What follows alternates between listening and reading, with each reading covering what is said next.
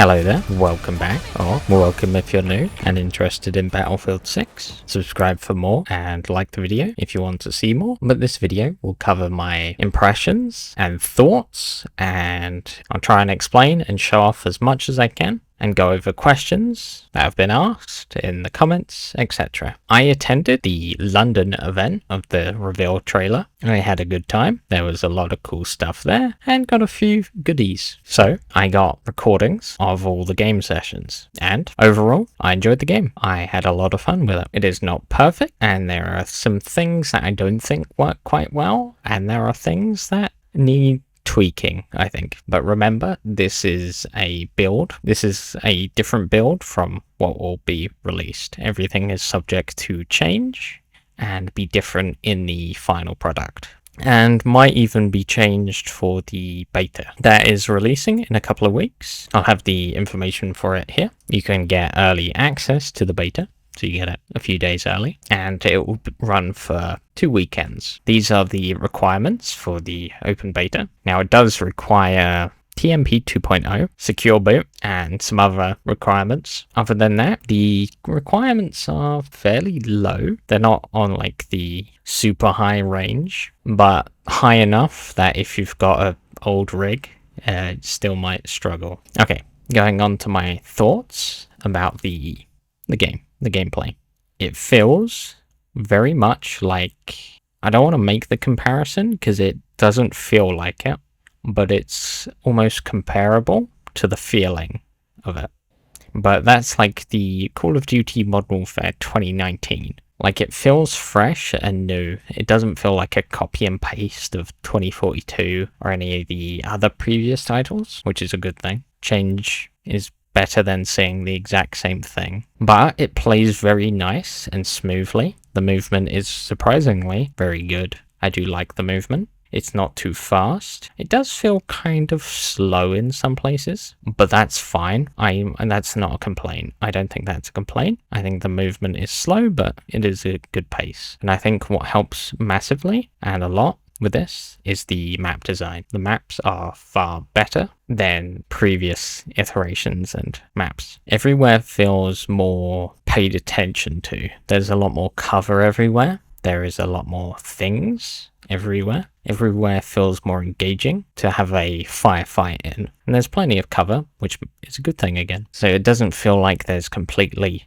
empty spaces of nothingness. The destruction, I don't have like super clear videos of showing off the destruction. I do have a very clear video of destroying a floor, which is a very cool new feature. Of course, you can destroy the ceiling above and the floor below, etc, etc. Very cool. I know they showed off a sledgehammer, but that wasn't available in the build I played. It would have been very cool to use though. Not everything is fully destructible. You still get like a skeleton of the building to some degree, but there is a lot of destruction that can and does happen, which is very cool. I don't think it should completely flatten a building because you'll have nothing left and it'll be a very flat and boring map. So I think the destruction is great, along with the floor and ceiling being able to be destroyed. Now, when it comes to the gunplay and animations and etc., I think they all looked very good. I know in like the videos sometimes it's hard to like really tell the recoil. Now, it's not like a laser beam, but it isn't difficult to control the recoil. So it is quite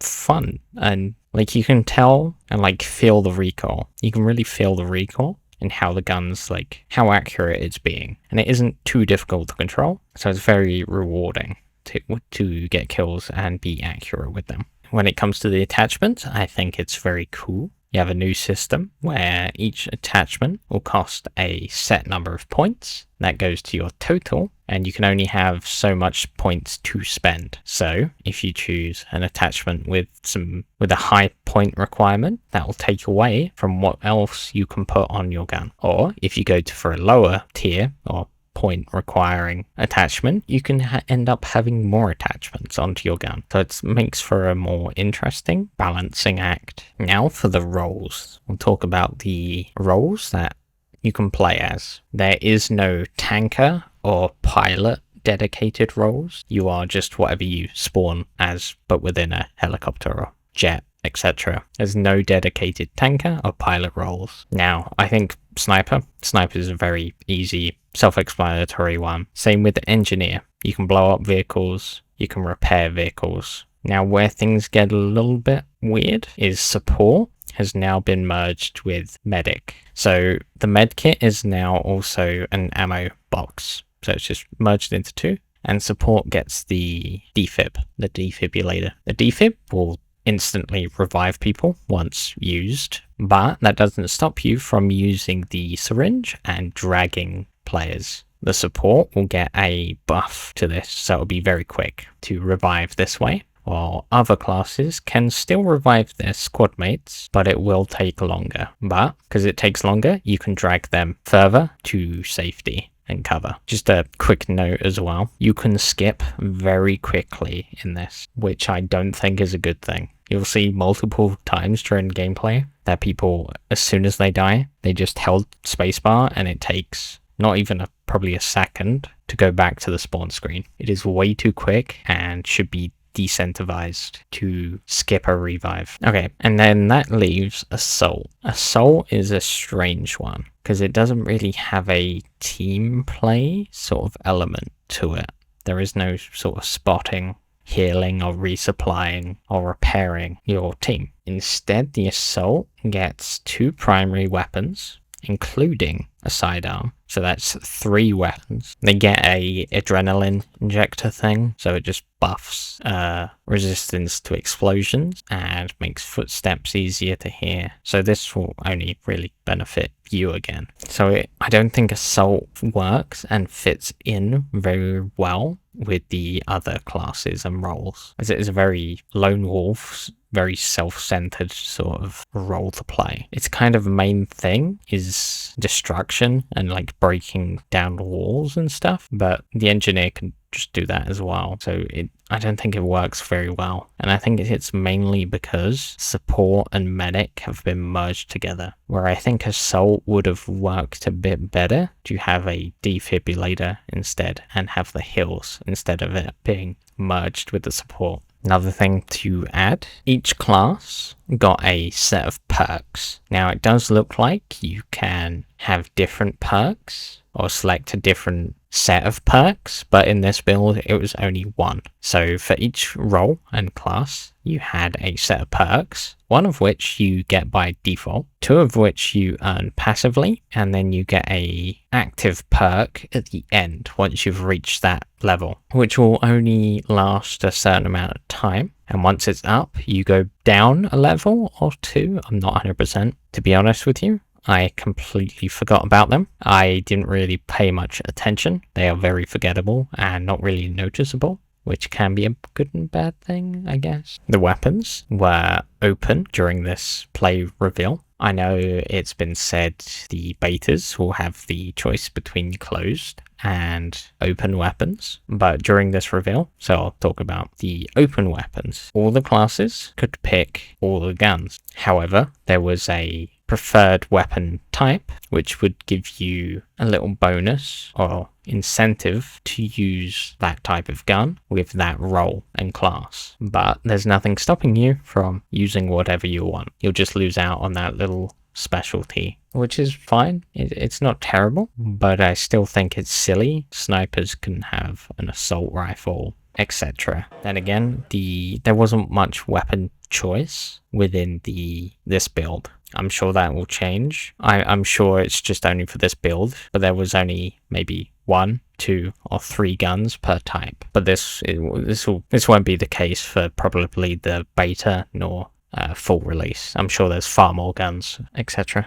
Squads are 4-player. You get 4 people, including yourself, within a squad. There appears to be no sort of heroes or specialists or any hint towards that yet, so hopefully there will be none. The spotting, you can ping enemies and they stay marked. It'll be a 3D spot, which is good, but also you can just spot and ping the general area so you can help with your teamwork. It isn't always very clear sometimes though what is pinged and why it's pinged, outside of spotting enemies obviously. From everything played so far, it has all been under or at 64 players, but it all just depends on the mode. During the reveal event, we played Conquest, Breakthrough, Domination, and Squad Deathmatch. All of them were quite fun and enjoyable. The audio and music and soundtrack, all the sound effects sounded really good. There wasn't anything that annoyed me or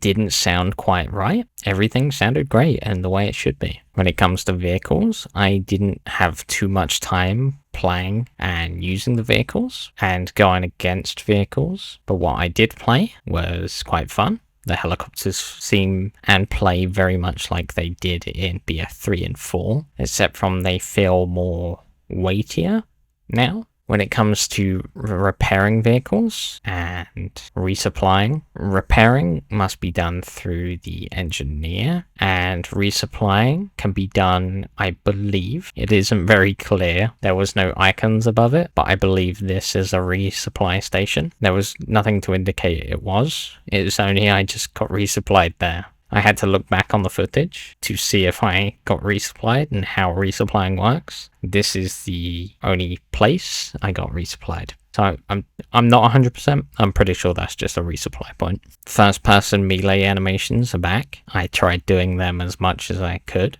and they looked good. They looked amazing. And you can see physically and clearly the tags being ripped off of them. Pretty cool. Taken first to full, and then it shows their name. The death screen has seen an upgrade as well. You can see, well, obviously who and where you got killed from, but also where you were shot and where you received damage and how much damage you received there. So it's very clear why and how you received the damage. Now, for this bit, I'm going to talk about the event itself. It was very good. Got a few little goodies as well. Got a cool engraved hard drive, which I stored the recordings and captures on, obviously. The venue was very nice and set up. Had vehicles there, what were pretty cool to see, obviously. Got the creator badge, a bag, which got stenciled or like spray painted with like icon or like the rolls you could have spray painted on, but I went with BF6 black and white because I think that looks best. Pretty cool bag. And the evening session, we were allowed outside to a little area, and a guy was spray painting the cover art, which was really cool. He said he started at 11 in the morning, and at this sort of time when he was finishing up and completing it, it was about 11 p.m. So a full 12 hours spray paint and whatnot, and it turned out. And there were PS5s running the game, and there were PC setups. Obviously, I was PC because I play PC mainly. I don't use controller. I would have done terribly on PlayStation. So there we go. Overall, I really enjoyed it. I think it is one of the best Battlefields to date. It's not perfect. There's a few little things that I don't think work quite well, but I'm sure these will be addressed or already have been addressed for the upcoming builds. Yeah, and I look forward to the beta and the full release. A big thank you to EA and Battlefield for inviting me out. I had a great time, so it wouldn't have been possible without them. So a big thank you. Thank you for watching. Until next time, see ya.